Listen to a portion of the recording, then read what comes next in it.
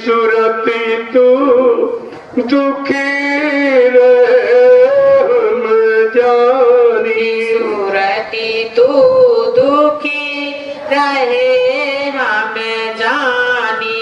सुरती तू दुखी रहे हम जानी। सुरती तू दुखी रहे हम जानी। बार बार समझा के कह रहे हैं जीवात्मा सुरत रूप तेरे दुख का कारण और निवारण मैं ही जानता, मैं ही कर सकता हूँ। क्या समझा रहे?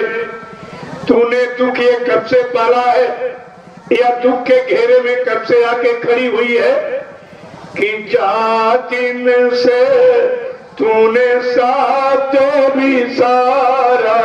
जा दिन से तूने साथ भी सारा। जा दिन से तूने साथ भी सारा। जा दिन से तूने साथ भी सारा।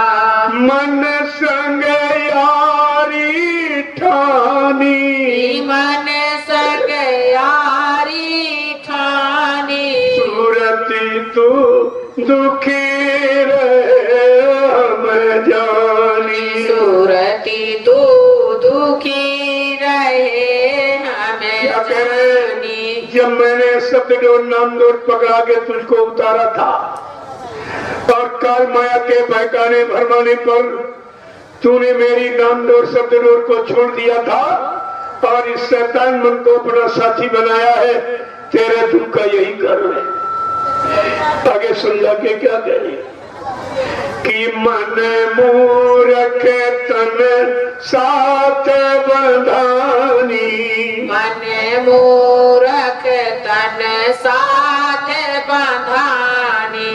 इंद्री स्वाद भुलानी। इंद्री स्वाद भुलानी। सुरती तू दुखी रहे हम जानी। सुरती तू दुखी रहे हम जानी। ये मन मूर्ख है जो किसी की नहीं मानता है, जो किसी के नहीं मानता सुनता नहीं, उसको मूर्ख कहा था, अपने मुंह की रखता है। कहा तूने इसके साथ अपना संबंध बनाया है और वो इंद्रिय स्वादों के गंदे क्षणिक रस में भूल गया है। तेरा इसके साथ फंसने का रहने का कारण क्या है कि क्या करे? कुल परिवार सभी दुखदाई। सभी दुखदाई। इन संग रात भुलानी। इन संग रात भुलानी। सुरती तू दुखी रहे हम जानी। सुरती तू दुखी रहे हम जानी। जो शरीर इंद्रियों का इसने परिवार बनाया इसी कारण तो दुखी है ये। इसके दुख का कारण तो यह है, लेकिन तू तो किसी इंद्री में फंसी नहीं है, न भोगों के स्वाद को लेती है। अरे तेरा इनके साथ भूलने का फंसने का कारण क्या है कि तू चेतन जग जड़ ये मिथ्या। तू चेतन यह जग जड़ मिथ्या। तू चेतन ये जग जड़ मिथ्या। तू चेतन ये जग जड़ मिथ्या। क्यों कर मेल मिलानी। क्यों कर मेल मिलानी। सुरती तू दुखी रहे हम जानी। सुरती तू दुखी रहे हम वो कैसे समझा के पूछ रहे हैं? ऐ जीवात्मा स्वरूप तो चेतन देश की रहने वाली है, तू स्वयं में चेतन है, तेरा मालिक प्रेतन चेतन है और जो नाम लेगा नाम भी चेतन है। और ये जग ये जड़ है, मिथ्या झूठ नाशवान है और इसमें में जो मन फंसा है, इसके साथ तेरा फंसने का कारण क्या है? देखो कैसे समझा रहे, कितात चेत चलो ये अवसर, चेत चलो ये अवसर, क्यों भरमो तुम खानी, क्यों भरे मो तुम खानी, सूरती तू दुखी रे हम जानी, सूरती तू दुखी रहे। मैं तुमको समझा रहा हूँ, ले ये चेतन नाम, इसको पकड़ ले, आधार बना ले और अपने घर की तरफ चल पड़। ये अगर ये अवसर तूने छोड़ दिया तो काल माया के देश से फिर तेरा छुटकारा नहीं होगा और 484 नरकों की योनियों से तेरा भ्रमण कभी खत्म नहीं होगा। ये चक्कर तू खत्म नहीं कर पाएगी। कि सत्संग करो सात पद खोजो, सत्संग करो सत्य पद खोजो, सत्संग करो सात पद खोजो, सत्संग करो सत्य पद खोजो, सत्य गुरु प्रीति समानी, सतगुरु प्रीत समानी, सूरती तू दुखी रे हम जानी, सूरती तू दुखी रहे हम ऐसे मेरी बात तो मान ले, सतगुरु दयाल के बचनों को संभाल के रख, उन पर चल और ये सत्य पथ, तेरा सत्य लोक सत्य का नामी धाम है, उस सत्य देश की तरफ चलने की तैयारी कर और वो जो लेने के लिए आए सतगुरु दयाल, उनसे प्रेम प्रतीत प्यार कर।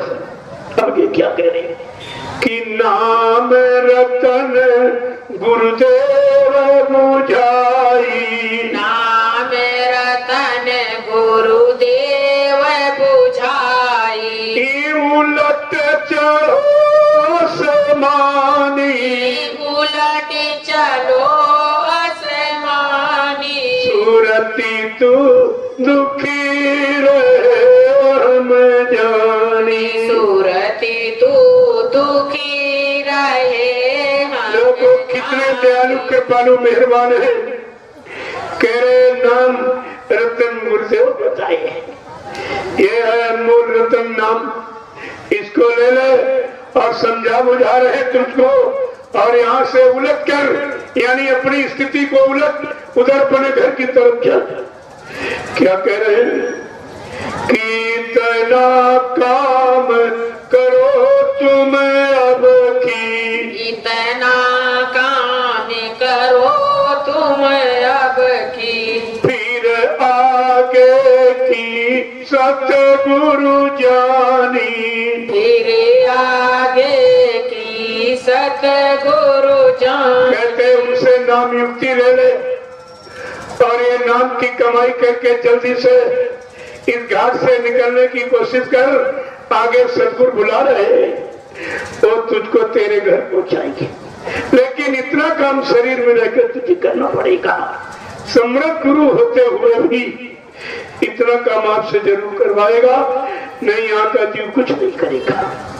क्या करें कि सतगुरु स्वामी कान समारो, सतगुरु स्वामी कान समारो, सतगुरु स्वामी की कान समारो, सतगुरु स्वामी की कान समारो, हे सुख की मिले निशानी, सुख की मिले निशानी, सूरती तू दुखी रे हम जानी, सूरती तू दुखी रहे हम। इससे बार बार समझा रहा हूँ, जो सतगुरु दयाल तुझको लेने के लिए आए, तेरे सच्चे घर पहुंचाने के लिए आए, कहा उनकी वचनों को संभाल के रख, उनके आदेश को पालन कर और सुख के मिले निशानी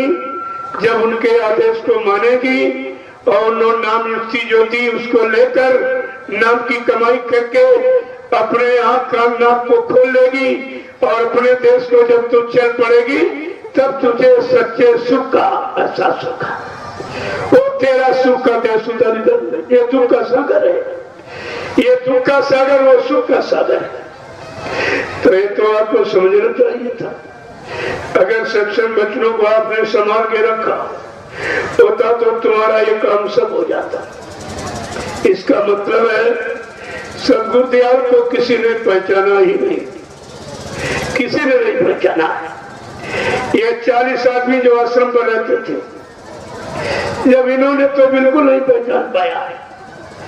जैसे कृष्ण के साथ पांचों पांडव 24 घंटे रहते थे, लेकिन कृष्ण को कभी भगवान नहीं माना, कभी अवतारी शक्ति नहीं माना। और जब ये यही मानते कहते हमारा साथी मेरा रथ हाँकता है, मेरा मित्र है, और सुभद्रा के नाते से कहते मेरा साला है, बस इसी रिश्ते में रह गए और पांचों पांडव नरक में चिपक गए। कृष्ण को भगवान नहीं माना था। ऐसे 40 ये कबीर सदगुरुदयाल को सदगुरु नहीं माना, अनामी महाप्रभु नहीं माना, सर समर्थ नहीं माना। ये सबके सब फिर उसी काल माया के यानी चाल में जाके फंस के खड़े हो गए। इनको भी लाभ नहीं मिला। इसलिए सदगुरु की पहचान करना बहुत मुश्किल है। प्रेमियों, जब जीवात्मा की तीसरी आंख खुलती है उस आंख से गुरु सदगुरु पहचाना जाता है। बाकी ये तो आंखें जो चेहरे में लगी ये संसार को देखने के लिए, पहचानने के, लेकिन फिर भी आप धोखा खा जाते हो उसमें भी। लेकिन वो आंख में कोई धोखा नहीं है। जिस दिन जीवात्मा की दिव्य ज्ञान चक्षुषु ने तथाड़ाई खुल जाएगी, उस दिन आप सबको पहचान लोगे। कौन झूठा है, कौन सच्चा है, कौन नकली है, कौन असली है, कौन स्वार्थी, कौन परमार्थी है, कौन गुरु का आशिक है, कौन गुरु की संपत्ति धन दौलत जमीन जात आश्रम का आशिक है। ये सब आपकी समझ में तब आएगा। प्रेमियों, बाबा जी को किसी ने पहचाना ही नहीं। इतना बड़ा प्रचार धरती पर किसी ने किया नहीं। कोई प्रांत, जिला, तहसील, ब्लॉक, शहर, कस्बा, गली, गांव पहुंचा छोड़ा नहीं, और फिर भी कोई पहचान नहीं पाया। कितने अफसोस दुख की बात है ये। तो कहने का मतलब यह है, जब तक जीवात्मा की तीसरी आंख नहीं खुलेगी, गुरु सदगुरु नहीं पहचान में आएगा। तो मैं कुछ लोगों के नाम बताऊंगा आपको कि बाबा जी को किसने पहचाना। सर्वप्रथम हुजूर पैगंबर मोहम्मद साहब, जो आज के लगभग 14 वर्ष पहले, उन्होंने उनकी रूह की तीसरी आंख खुली है। उससे भूत वर्तमान को देखकर भविष्य में आने वाले महापुरुष का पूरा परिचय दे रहे हैं। क्या कह रहे हैं?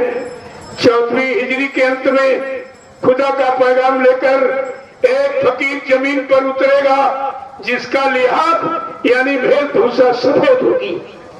ये सफेद धोधारी हिंदू कौम का जन्मा फकीर खुदा का खुदाई पैगाम संपूर्ण इंसानी जात को सुनाएगा। उसके यहाँ कोई जात पात का भेदभाव नहीं होगा, छोटे बड़े गरीब अमीर का कोई भेदभाव नहीं, स्त्री पुरुष का कोई भेदभाव नहीं होगा, क्योंकि सबके अंदर जीवात्मा है। चाहे स्त्री तन हो चाहे पुरुष तन हो, जीवात्मा सब में एक ही है। जो जीवात्मा के लिए आता, कोई तुम्हारे शरीर से मतलब नहीं होता, तुम्हारे रंग रूप से मतलब नहीं, तुम्हारी जाति से मतलब नहीं, तुम्हारे रुपए पैसे धन दौलत सामान श्रम का कोई सरोकार नहीं, कोई मतलब नहीं। उनका काम है तुम्हारी जीवात्मा कैसे जगेगी, कैसे उठेगी, कैसे अपने घर को चलेगी, उसके लिए कौन सा व्यवहार उचित है, कौन सा मतलब तरीका उचित है, वो जीवों के साथ अपनाया जाता है। लेकिन तुम इसे समझ नहीं सकते हो।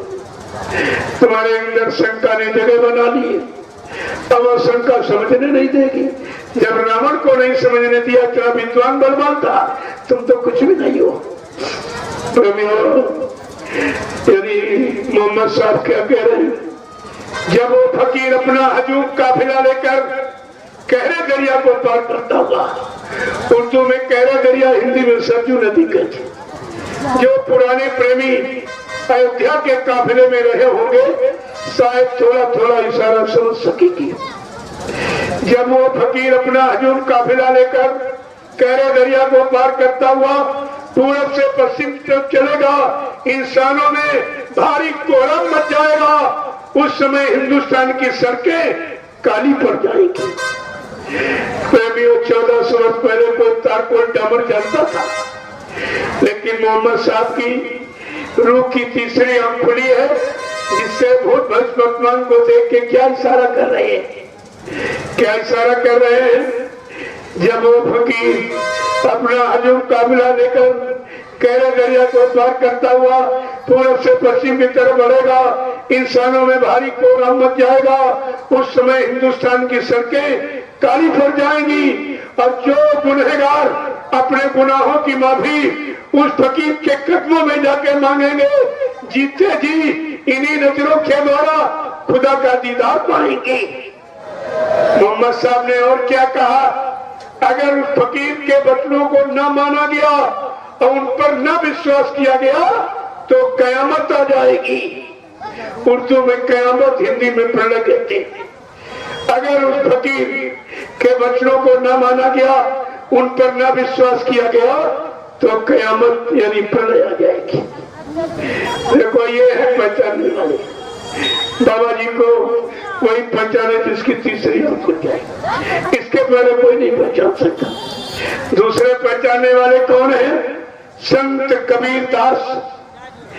देखो, ऐसे चुपके से कोई नहीं जाता, जैसे आपने कहा बाबा जी चुपचाप चले गए, किसी को नहीं बताया। कबीर साहब ने अपने सब शिष्यों को बुला के बैठाला, कहा देखो मेरी एक इच्छा हो रही है, मैं शरीर खोल कब्र को बदलना चाहता हूँ। उनके सबसे प्रसिद्ध धर्मदास जी जो छत्तीसगढ़ के महाराजा थे, उन्होंने कहा साहब हमको तो इसी शरीर की पहचान है, तुम दूसरा शरीर धारण करो, हम कैसे पहचानेंगे। कबीर साहब का मेरी पहचान लिख लो। कबीर साहब बोलते गए, धर्मदास जी लिखते गए, कहा लिखो, हंसा घबराइयो मत, हम फिर आवेंगे, काशी धाम मुक्ति का नाका ता हम यज्ञ करावेंगे। कहा जब अब की बार आऊंगा तो काशी में एक साकेत महायज्ञ कराऊंगा, तुम समझ लेना कि उस शरीर में मैं ही आया हूँ। बाबा देवगुरुदेव जी महाराज ने 25 फरवरी सन 1979 को काशी के दशाश्वमेध घाट रेती में साकेत महायज्ञ करके और कबीर की पहली वाणी को सिद्ध कर दिया। प्रेमियों, धर्मदास जी जीवों की शंका के लिए बार बार प्रश्न करते कबीर साहब थे, साहब ये कब कैसे क्या होगा। काल को 4 वर्ण और 36 जात हम घर घर अलग जगह लेंगे। अब की बार मैं आया हूँ इस शरीर में, केवल मैंने 2 ही जातियों को उपदेश किया। अब की जगह कोरी चमारा और फिर जइयो राजन दरबारा। अब की बार इस शरीर में आया हूँ, कोरी चमार 2 ही जातियों को मैंने उपदेश किया, नाम दान दिया हूँ। लेकिन जब अब की बार आऊंगा तो मेरा संदेश राजनीति लोगों के कानों तक पहुंचेगा। बाबा देवगुरुदेव जी महाराज ने 24 मार्च 1980 को अहमदाबाद में दूरदर्शी को जन्म देकर और राजनीति, शुद्ध राजनीति में और धर्मनीति का पूरा संदेश पहुंचा दिया। ये दूसरी बारी कबीर की सिद्ध करती। धर्मदास जी कह रहे साहब आप किस नाम से प्रचार कराओगे, मैं कैसे जानूंगा कि आप आ गए हो इसी शरीर में। कहा लिखो, गुरु नाम का डंका लेके हम शब्द का ढोल बजावेंगे, हम गुरु नाम से प्रचार करेंगे और शब्द का ज्ञान देकर जीवात्मा को जगाएंगे। मैं दोनों काम करने आऊंगा और 2 नाम लेके आऊंगा, एक गौणात्मक, एक ध्वन्यात्मक। जय गुरुदेव वर्णात्मक नाम के द्वारा मैं दुनिया का सुधार करूंगा। आपत्ति मुसीबत बीमारी महामारी कष्ट मुसीबतों को दूर करूंगा और 5 नामों की ध्वनि सुनाकर जीवात्मा को जगाऊंगा, घर पहुंचाऊंगा। मैं दोनों काम करने आऊंगा। देखिए सब आपके सामने हो रहा, लेकिन आप समझ कुछ नहीं पा रहे हो किसका काम है, कौन कर रहा है। धर्मदास जी कह रहे हैं साहब ये प्रचार आप कब से शुरू कराएंगे। कहा लिखो कोटिन जीव को त्रास दे हम डूबत हंस बचाएंगे। जब करोड़ जीव काल के गाल में अनायास बिना कारण मारे काटे सुधार जाएंगे और धरती खून से लथपथ हो जाएगी, तब मैं शाकाहार का प्रचार करा के एक विराम लगा दूंगा। दरबार सब आपके सामने हो रहा, लेकिन आप पहचान कुछ नहीं पा रहे। धर्मदास जी कह रहे साहब एक शंका और रह गई है, क्या उस समय के सब जीव तुमको अपना मालिक मानेंगे, तुमको अगर समर्थ सदगुरु मान लेंगे।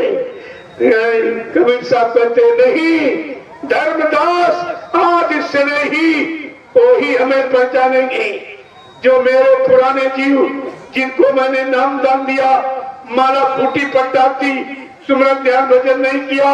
जब मैं आवाज लगाऊंगा मेरे पुराने जीव भागते चले आएंगे, वही दरबार में टिकेंगे, लेकिन स्वार्थी लोभी लालची मेरा दरबार छोड़ के भाग जाएंगे।